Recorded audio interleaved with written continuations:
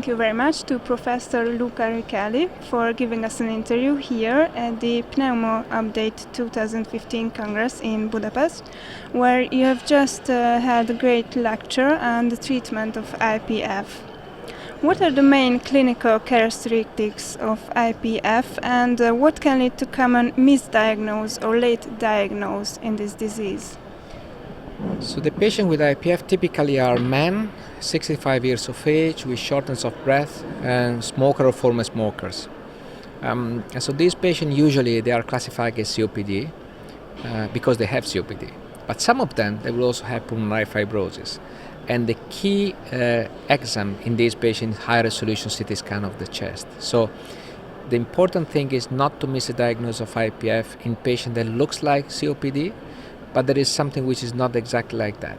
And the Velcro crackles are important, but again, the radiology, high resolution CT scan and not chest X-ray is the key to the diagnosis of patient with IPF.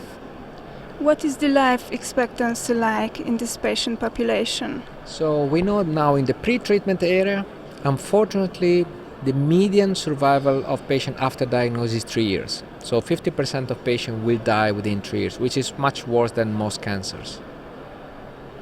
You were principal investigator of the IMPOSIS 1 and 2 trials, evaluating the novel treatment option nintedanib in IPF. As we know, the FDA and the MA registered it faster than accepted. What is the mechanism of action of this drug? Nintedanib is a triple tyrosine kinase inhibitor, and in particular is inhibiting PDGF, VEGF, and FGF. And these are all important molecules in the proliferation of fibroblasts and myofibroblasts in the lung. So that's an anti-fibrotic mechanism of the drug. Could you tell us a few words about the design of IMPOSIS trials, so the patient population, duration of treatment, endpoints, etc.? Yes. The two trials are two identical trials, placebo controls. So patients were randomized to nintedanib twice a day or placebo matched twice a day.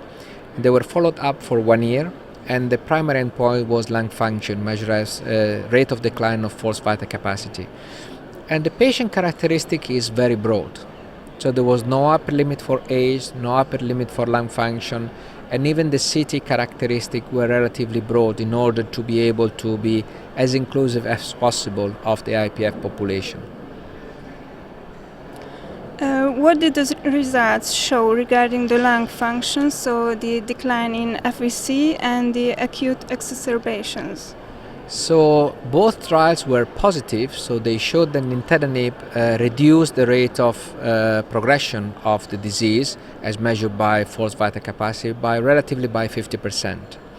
And so the trial showed that nintedanib slowed down disease progression. One trial was also positive for the reduction of acute exacerbation, while the other was not positive. And when you pull together the data, there is a numerical reduction in the number of acute exacerbation. Again, not statistically significant, but acute exacerbation were relatively rare in the trial. So we think that's why the signal was not so clear.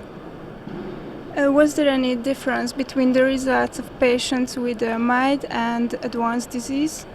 So post-hoc analysis that are not published yet, but they've been presented at ERS and ATS, they show that patients with more preserved lung function or more advanced lung function, if you take the cutoff of 70% or 90%, they respond at the same rate to the nintedanib. So they will progress at the same rate, and the effect of the drug is very similar in patients with mild and advanced disease. On the basis of these trials, what can we say about the safety profile of nintedanib? As expected, the safety profile is dominated by diarrhea, which is a side effect which is expected in tyrosine kinase inhibitor. So 60% of patients in nintedanib had at least one episode of diarrhea of the 52 weeks as compared to 18% in placebo. But most of these events were mild or moderate, and less than 5% of the patients they had to discontinue the drug because of diarrhea. What is your personal practical experience with this drug? So I've been participating in the phase 2 and phase 3 trials, and now in the UK we had the opportunity to use nintedanib in some patients in an advanced program It seems to me that the drug is quite manageable and quite safe, and the patients, they like the schedule of administration, and it seems to me from my initial experience that it can manage the side effects, but of course we'll need more experience long term on these patients. In Hungary, the first patients have just started AFib therapy. What is your personal advice to those clinicians who have just started to treat their patients with nintedanib? Right, two main advice. One, discuss the expectation with the patient. So the patient will still decline lung function, but at a lower rate. So raise the proper expectation in your patient. Secondly, manage side effects. So in particular diarrhea. Diarrhea can be managed with usual medication like loperamide, but also with dose reduction.